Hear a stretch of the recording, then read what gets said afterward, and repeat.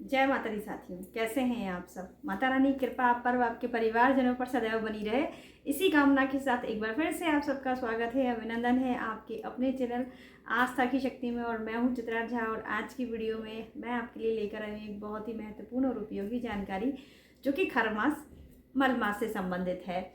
तो साल 2024 का खरमास शुरू हो गया है, जैसा कि आप सब लोग जानते ही हैं, और आपने मेरी वीडियो पर क्लिक किया है उसके लिए सबसे पहले तो धन्यवाद। और मैं डेफिनेटली बोल सकती हूँ कि आपके मन में कोई ना कोई प्रश्न ज़रूर होगा खरमास को लेकर, या आपका कोई ना कोई काम ऐसा ज़रूर अटक गया होगा जिसे आपको इस टाइम में करना होगा, और मन में यही विचार आ रहा होगा कि खरमास में किए हुए शुभ कामों के जो परिणाम होते हैं वो अशुभ होते हैं।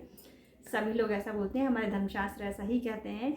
लेकिन फिर भी जो प्रेजेंट टाइम चल रहा है, जो परिस्थितियां हमारे साथ में अभी चलती हैं, उनके साथ में कई बार ऐसा होता है कि हमें बहुत से ऐसे ज़रूरी काम होते हैं जो करने पड़ जाते हैं, या हम कर भी लें तो कोई आपत्ति नहीं है। हमारे शास्त्र उनको करने से ना तो मना करते हैं और ना ही उनका कोई जो रिज़ल्ट होता है वो ख़राब होता है, उसके इफ़ेक्ट जो होते हैं वो साइड इफ़ेक्ट नहीं होते हैं, ना ही कोई हानि होती है।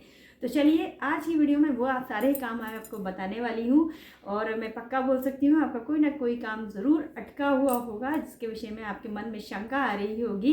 तो मेरा प्रयास होगा कि मैं आपके प्रश्नों के जवाब जो आपके मन में उठ रहे होंगे, जिसको लेकर आप मेरी वीडियो में आए हैं, सटीक, सार्थक और बिल्कुल सेटिस्फेक्शन के साथ में दूँ। लेकिन उससे पहले जो कुछ लोग ऐसे भी आ गए होंगे जिनको नहीं पता है कि खरमास क्या होता है, तो उनके लिए एक छोटी सी लाइन में मैं आपको बता देती हूँ कि जो खरमास होता है वो एक पर्टिकुलर टाइम पीरियड होता है, जो कि साल 2024 में 15 दिसंबर को शुरू हुआ है और 14 जनवरी को ये समाप्त होगा। अब इस टाइम पीरियड में शुभ काम नहीं किए जाते हैं, क्योंकि ऐसा माना जाता है, हमारे धर्मशास्त्र ऐसा कहते हैं कि जो सूर्यदेव होते हैं वो अपनी राशि को परिवर्तित करते हैं। तो इस टाइम में कोई भी अच्छे काम, कोई भी शुभ काम नहीं करने चाहिए, नहीं किए जाते हैं। और नहीं तो अगर हम कर भी दें तो उसके परिणाम अशुभ होते हैं, अच्छे नहीं होते, इसलिए नहीं करना चाहिए। लेकिन फिर भी कुछ ऐसे काम हैं जो हम अर्जेंसी में यदि आ जाएं तो हमें करने पड़ जाते हैं। तो उसी आज का जो वीडियो है उसी से संबंधित है। और अगर आप विस्तृत जानकारी खरमास से संबंधित चाहते हैं तो वो वीडियो बिल्कुल ही अलग हो जाएगा। आज का टॉपिक मेरा थोड़ा सा अलग है।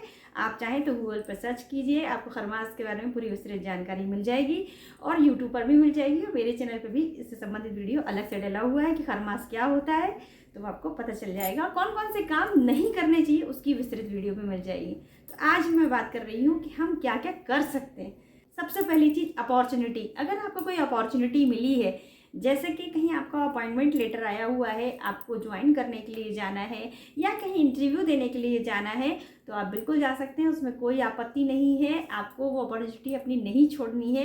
कहीं एग्ज़ाम देना है, इंटरव्यू देना है, कहीं टेस्ट देने के लिए जाना है और इसी टाइम पीरियड में जाना है, तो आप वेट बिल्कुल मत कीजिए, बिल्कुल जाइए, क्योंकि यहाँ पर आपका बस नहीं है अपॉर्चुनिटी छोड़ने के लिए। तो भगवान भी नहीं कहते, कर्म सबसे बड़ी पूजा होती है और उसके लिए कोई शुभ मुहूर्त नहीं होता अच्छे कामों के लिए, तो आप उसके लिए जा सकते हैं।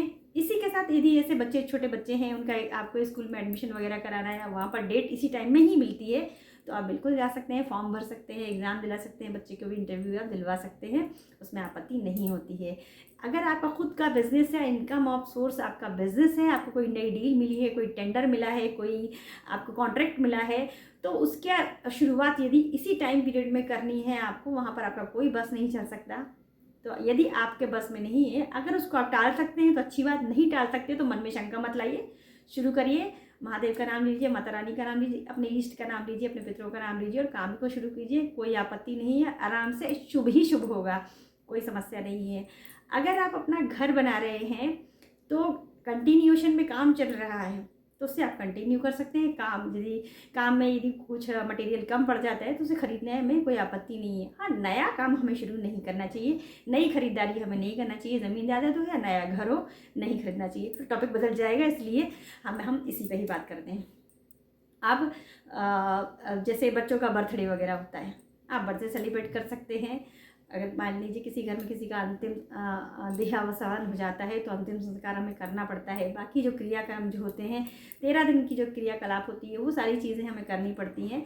कोई आपत्ति नहीं है, कर सकते हैं आप। उसके लिए जो खरीदारी करनी है, जो दान पुण्य का सामान खरीदना है, वो सारी चीज़ें आप कर सकते हैं, उसमें कोई समस्या नहीं होती है।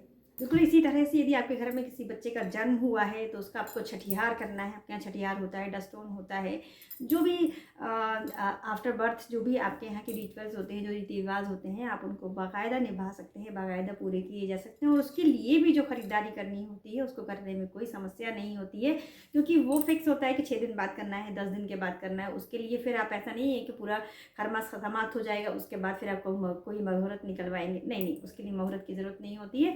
वो काम भी आप आराम से कर सकते हैं। सेम बिल्कुल वैसे ही जैसे बच्चे का बर्थडे होता है, तो बर्थडे के लिए तो फिर ऊपर वाले ने जीवन और मरण दोनों चीज़ें ऊपर वाले ने बनाई है, तो उसको सेलिब्रेट करने के लिए बच्चे के बर्थडे के लिए तो आपको जो भी ख़रीदारी करनी है, हाँ बस ये ज़रूर कर लेना चाहिए, जो भी आप ख़रीदें उसके ऊपर जल छिड़क लीजिए, गंगा जल छिड़क लीजिए और भगवान को टच करा लीजिए बस, और अपना कार्य कर लीजिए आप। तो इससे संबंधित भी मुझे लगता है जवाब मैंने आपको दे दिया। अब हम आगे की बात कर लेते हैं, अब शादी विवाह की बात कर लेते हैं। तो शादी विवाह यदि आपका फिक्स हो चुका है तो फिर आप उसकी जो प्रिपरेशन होती है, अब हाल ही में जल्दी में शादी है तो आप बुकिंग वगैरह का काम कर सकते हैं। शादी हॉल बुक करना है, टेंट बुक करना है, कैटरिंग बुक करनी है, पार्लर बुक करना है, पंडित जी को बुक करना है, ये सब बुकिंग वाले जो काम हैं वो आप कर सकते हैं। ज्वेलरी वगैरह बुक करना है, आपको मेकिंग वगैरह करवानी पड़ती है, उसकी जो पहले से ऑर्डर देना पड़ता है वो सब आप कर सकते हैं। और हाँ, खरीदी जो बुकिंग की हुई चीज़ें होती हैं उनको घर में लाना नहीं चाहिए। ये नहीं कि बुक किए पहले से रखिए तो हम उसे घर में आए, वो सब नहीं करना चाहिए। बुक कर सकते हैं आप, बुक ऑर्डर कर सकते हैं। और जैसे बेटी की शादी रहती है तो बेटी की शादी में तो बहुत सारा सामान वगैरह दिया जाता है, यदि आपके यहाँ भी दिया जाता है तो उसकी प्रिपरेशन के लिए कुछ बुकिंग वगैरह करना है, मेकिंग चार्ज वगैरह आपको देना है। हाँ, नहीं देने काम चल रहा है तो चला लीजिए, अगर देना पड़ रहा है, मजबूरी है, बुकिंग करनी है और जल्दी में शादी है, तैयारी वगैरह करनी है, शादी के कार्ड वगैरह नहीं छपवाने चाहिए। लेकिन यदि बुक करने वाली जैसी कंडीशन है तो हम बुक कर सकते हैं, शादी विवाह के कार्ड वैसे नहीं छपवाना चाहिए। और इसी के साथ में जो खरीदी हुई चीज़ें हैं उनको घर में लेकर के नहीं आना चाहिए, भले वो पहले से बुक की हुई हो, गाड़ी वगैरह हो, ये सब घर में हमें लाना नहीं चाहिए। और भाई सर्दी का सीज़न चल रहा है तो सर्दी के सीज़न में अगर आपके पास गर्म कपड़े नहीं हैं तो आप ख़रीद सकते हैं, अपने लिए भी खरीद सकते हैं, और दान करने के लिए यदि आप लेना चाहें तो ले सकते हैं। कोई भी नई चीज़ यदि आप लेकर आते हैं, गर्म कपड़ा, कंबल, स्वेटर वगैरह लेकर आते हैं तो थोड़ा सा उस पर गंगा जल छिड़क लीजिए, जल छिड़क दीजिए, भगवान को टच करा दीजिए, उसके बाद में आप उसे यूज़ कर लीजिए, कोई समस्या नहीं है। वरना सर्दी में स्वेटर नहीं और आप इंतज़ार करें कि जनवरी आ जाए, जल्दी से ख़त्म हो जाए खरमास, तो उसका इंतज़ार मत कीजिएगा, खरीद लीजिएगा। दान पुण्य के लिए भी यदि आप कुछ खरीदना चाहते हैं, जैसे अभी अमावस्या आएगी तो फिर उसके लिए आपको कुछ खरीदना है, दान के लिए कोई भी सामान आपको देना है तो आप उसकी खरीदारी आप कर सकते हैं। तो ये जो छोटे छोटे से काम होते हैं उन्हें आप कर सकते हैं बिना मन में कोई शंका लाए। तो आशा करती हूँ कि वीडियो में जो मैंने आपको जानकारी दी है उपयोगी लगी हो, तो प्लीज़ वीडियो को लाइक कीजिएगा और ज़्यादा से ज़्यादा लोगों के साथ में शेयर कीजिएगा। और एक चीज़ कहना चाहूँगी कि मैं पूजा पाठ से संबंधित वीडियो, कथाओं से संबंधित वीडियोस अपने चैनल पे लगातार लाती रहती हूँ। तो देव पंडित प्रदीप जी मिश्रा द्वारा बताए गए शिव महापुराण के उपाय भी मेरे चैनल पे आपको मिल जाएंगे। और मेरी वीडियो से संबंधित कोई भी समस्या, कोई भी जानकारी आपको चाहिए तो मैं दिन में 12 बजे लाइव आती हूँ, वहाँ पर आकर आप मुझसे बात कर सकते हैं, या कोई भी प्रश्न यदि मेरी वीडियो से संबंधित पूछना चाहें तो पूछ सकते हैं। मिलते हैं फिर अच्छी सी वीडियो के साथ, तब तक के लिए अपना और अपनों का ख्याल रखिए। सादा जय श्री कृष्णा, जय माता दी, हर हर महादेव।